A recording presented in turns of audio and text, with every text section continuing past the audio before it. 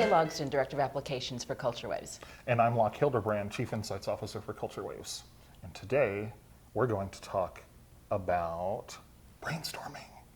You know, one of the things that always comes up around that is you always can kind of peg the different sort of generational stereotypes based on who brings what to the table. All right, so let's just kind of break it down into how the different generations behave when they're brainstorming. So Gen Z. You know, Gen Z, for the most part, what we've seen is this collaborative spirit, but at the same time, it's very tactical. It's sort of like, it's the same way I think that we've seen them approach online life, where they've watched basically 10 years worth of YouTube videos of millennials screwing their lives up online and going, not gonna do that. So they're taking that same approach as they're looking at how they contribute in the workplace. It's very tactical, but they're very much willing to be communal with their idea sharing. Are they afraid to put their ideas forward? I mean, because I haven't seen that. I haven't either. They don't seem to be intimidated by the older generations in the same way that I think millennials were. And I think that part of that is because they haven't been raised with, even in entertainment, that stigma that the boss is like a scary old person that's gonna like come down on them and fire them if they have a bad idea. You know, if you look at like those TV and movie tropes of like the advertising world, of course, you know, they're terrible. And it's always like, oh, if you have a bad idea, you're fired. And I don't think that they've sort of grown up with that media stigma that you stay quiet and stay in your place and then talk when you're spoken to. So that's interesting, because I think when baby boomers were young, they had if they spoke up, it was, I guess I have nothing to lose attitude. We're not seeing that in Gen Z. Theirs is just purely, I have an idea, I'm going to share it.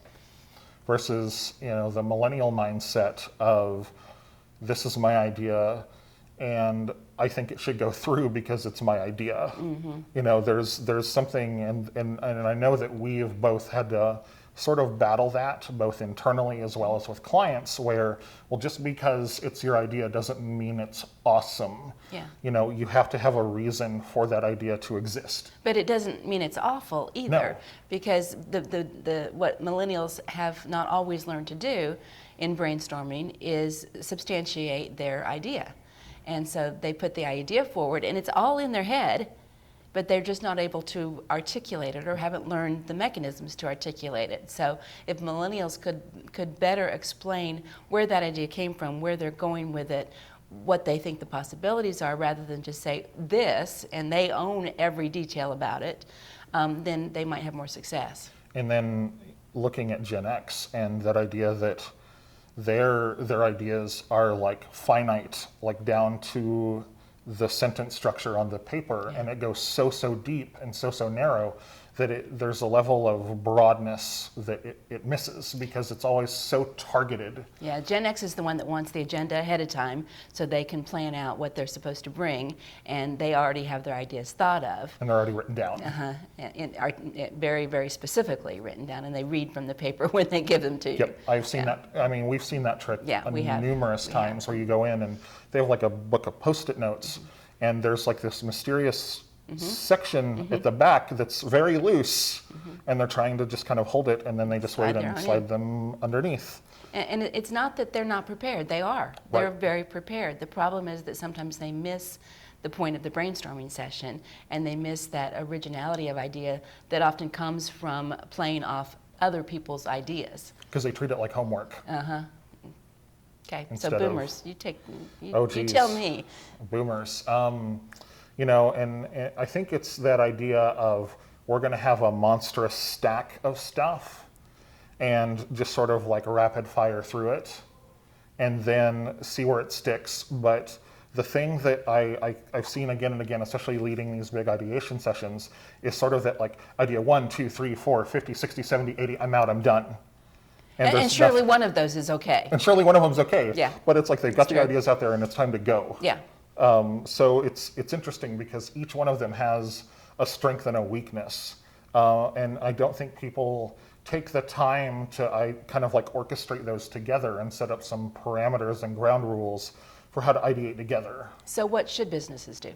And that, I think, is the golden question, is that idea that, we've always established rules. We've always sort of had rules walking into brainstorming sessions, ranging from that notion of it's okay to collaborate, it's okay to have a half of an idea because someone else may have the other half. It almost needs to be like kindergarten show and tell, and that, I think, is the mentality a lot of people lose, because you have the people sort of at the top of the idea food chain who are the apex predator of ideas, so to speak, who take all the air out of the room by their giant list, and then the people at the bottom who may not feel like they have permission to flood their ideas out. And we have to get rid of that apex predator concept and move more into share and tell, where you almost have to force everyone, person by person to go through their ideas, and then let people freely discuss those ideas afterwards. And we've done everything from incentives for the first person to throw out an idea to, to putting them in teams and having small group collaboration, and then bigger group collaboration. So the team is bringing forward the ideas. So there's lots of different ways to handle that. One thing that we always try to start off with, though, is making sure that we do remove the fear from the room. While I'm not a fan of the phrase, icebreakers. Sometimes you need something like that to make sure that that people feel comfortable talking in front of the group. And it's always funny, because normally when we do these big sessions with clients, it's always a 2-day process, where we have day 1, and then we do dinner, and then we have day 2, and it's always this remarkable change of how well people communicate with each other and ideate on day 2 after they've had dinner and sort of had a relaxing social atmosphere to know each other's sort of position, and to go through that first round of discussion and know that, I'm not here to make you look stupid with bad ideas, and I don't know why that fear exists in brainstorming scenarios. But that idea that, anyone can have a good idea, and a good idea can come from anywhere, is one of those things that has to come up front. Because oftentimes, and we see it all the time whenever we go into this, the sessions will have the marketing team, the idea team, the finance team, all of them will force them together.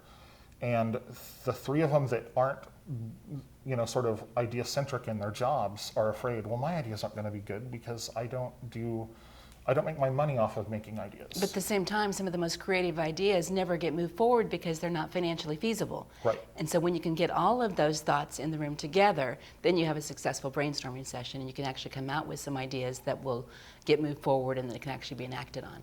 So there's lots of kinds of tips like that, but it starts with understanding the different generations and what you can do to help draw them out so that they're comfortable talking. That's it for this episode. Thanks for listening.